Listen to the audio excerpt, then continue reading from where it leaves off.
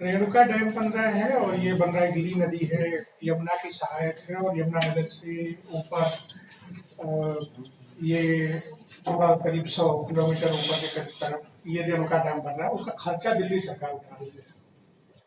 पूरा जो जितना भी खर्च आएगा रेणुका डैम में, उसका पूरा खर्च दिल्ली सरकार दे रही है और वो पूरा पानी दिल्ली आएगा। बिजली में कुछ हिस्सेदारी है हिमाचल की और दिल्ली के बीच में, लेकिन पानी पूरा यही तय हुआ है कि पूरा का पूरा पानी दिल्ली आएगा। मेरा वो कंसर्न नहीं है, लेकिन उस समय जब वहाँ के स्थानीय लोग, तब शीला दीक्षित जी की सरकार थी और अभी बन ही रहा है वो, तो स्थानीय लोग आए थे यहाँ मिलने और उनसे अपना आर्गुमेंट करने कि ये क्यों बना रहे हैं। तो उन्होंने कहा था कि मेरे पास पैसा है, मैं कुछ भी कर सकता हूँ। ये बड़ा आर्गुमेंट था। तो ये सारे प्रोसेस में एक ये अहंकार हमेशा काम करता है कि मेरे इस काम के लिए पैसा है, मैं कुछ भी कर सकता हूँ। ये अहंकार काम करता है। मैं उसमें एक चीज बड़ा मजेदार हुई थी, वो मैं आपको प्रोसेस बताना चाहता हूँ। ये जो कमेटियां बनती है या अप्रेजल कमेटी है, उसमें काउंटिंग हुई थी, क्योंकि वो रिजर्व फॉरेस्ट के अंदर बन रहा है। रिजर्व फॉरेस्ट, डेंस रिजर्व है, मेरा देखा हुआ है उस पर। उस प्रोजेक्ट साइट पर मैं कई बार जा चुका हूँ और बहुत घने सुंदर जंगल है वहां पर। और उसकी जो काउंटिंग हुई, पेड़ों की जो काउंटिंग हुई, पहली काउंटिंग में करीब 17 लाख समथिंग पेड़ थे। अब एग्जैक्ट नंबर न पूछ लीजिएगा, 17 लाख से प्लस पेड़ थे वो पहली काउंटिंग में।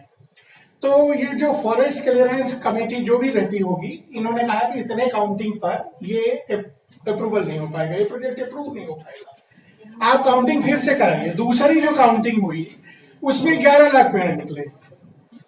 ये मजेदार काम हो रहा था। मतलब इतनी जल्दी जल्दी संख्या घट कैसे रही थी? मतलब पहले 17 लाख पेड़ हैं, कुछ दिनों के बाद 11 लाख हो गए, फिर उन्होंने कहा कि ये भी संख्या बहुत ज्यादा है, 11 लाख प्लस पेड़ आए, फिर उन्होंने कहा ये भी संख्या बहुत ज्यादा है, फिर काउंटिंग करो।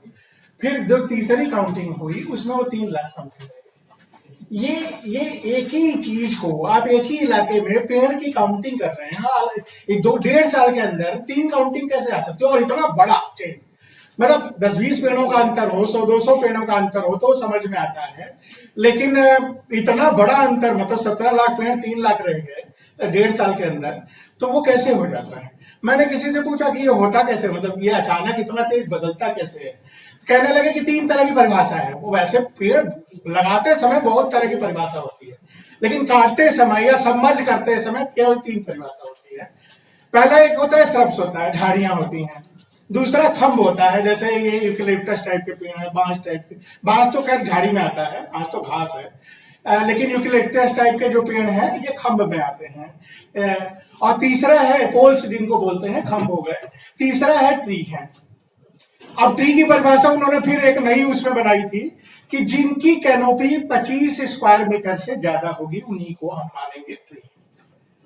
अब ये कैनोपी कौन नापने जाता है यार? वहां जाकर के हर आदमी कैसे नापेगा कितनी कैनोपी है, कितना? पेड़ तो ऊपर होते हैं 60 फीट या 20 फीट 30 फीट, क्योंकि पुराने पेड़ हैं भैया, आज के पेड़ नहीं है। उनको नापने में एक एक पेड़ को औकात समझ में आ जाए। इन्होंने पता नहीं कैसे नाप लिया यार, एक फटाफट इन्होंने महीने भर के अंदर सबके नाप लिए कैनोपी किसकी है। तो उन्होंने किया क्या था कि जो ट्री थे उनकी संख्या घटा के पोल्स में संख्या बढ़ा दी, पोल्स की संख्या घटा करके श्रब्स में बढ़ा दी। ये सब झाड़ियां हैं, बाकी फालतू की हैं, हटाओ इनको। इस तरह से काउंटिंग होती है। फिर आप कहते हैं कि साहब यहाँ कोई बहुत अच्छा अच्छा काम होता है, ये जो बैठे हुए दिल्ली में लोग हैं ये इस तरह के बेवकूफी का नमूने का प्रदर्शन करते रहते हैं। मैं ये बताना चाहता हूँ। अच्छा, दूसरा क्या है, एक लखनऊ में ये आए हुए थे, गोमती नदी के कुछ वो जो रिवर फ्रंट आजकल डेवलपमेंट होता रहता है, उसमें जिस कमेटी ने ये बनाई, कोई रुड़की में कोई सज्जन है, उन्होंने ये बनाई, ये जिनकी अध्यक्षता में बनी होगी, 3-4 लोगों की मेंबरशिप रही होगी। जब उसमें घोटाले पर सीबीआई जांच बैठी, उस आदमी ने रियली माफी मांगा कि हमसे गलत किया बनी। आप किसी भी प्रोजेक्ट की आप जांच करवा लीजिए, उसके पीछे पड़ जाइए, आप कल्पना नहीं करेंगे कितने घोटाले ये बनाने वाले लोग, ये प्रोफेसर लोग करते हैं। क्योंकि ज्यादातर ये कौन करता है? किसी कॉलेज का प्रोफेसर करता है, किसी रुड़की में बैठा हुआ कोई एनवायरमेंट इंजीनियरिंग का प्रोफेसर कर रहा होगा, यही लोग करते हैं ना। मैं आप सब लोग ज्यादा ही आइए, मेरा तो 1 ही 2 बार पाला पड़ा है इन लोगों से। कौन लोग करते हैं ये? कोई रुड़की में बैठा हुआ है, रुड़की इंजीनियरिंग कॉलेज में बैठा होगा, या एनआईएच में बैठा होगा, या कानपुर आईआईटी में बैठा होगा, यही लोग तो करते हैं। 100 से ज्यादा कंपनी फर्म्स है वो करती हैं, उसमें भी ये सब एनवायरमेंट के एक्सपर्ट बैठे होते हैं। मैं आपकी बात से समझ, लेकिन इन लोगों पर अगर आप आगे डिटेल में जाइए किस तरह के फ्रॉड ये लोग करते हैं अंदाजा नहीं है हम लोगों को।